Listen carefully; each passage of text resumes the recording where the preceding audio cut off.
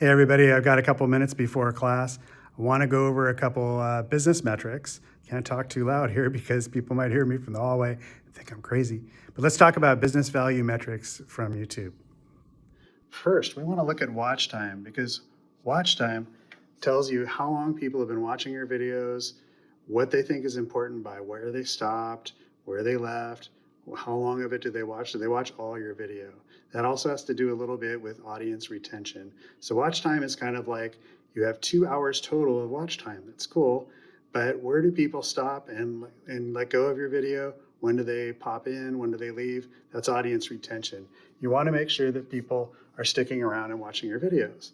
Next, we want to also look at traffic sources. Are people finding you from Google search, YouTube search? Is it embedded on another person's website? Where are people finding your videos? Maybe Facebook or Instagram even. And then demographics, like who is watching?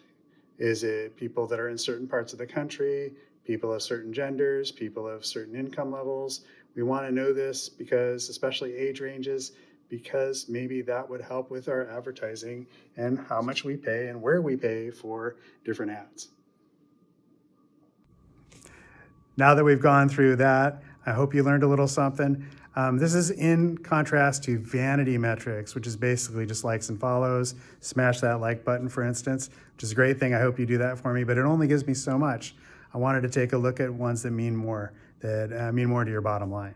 Thanks so much for listening.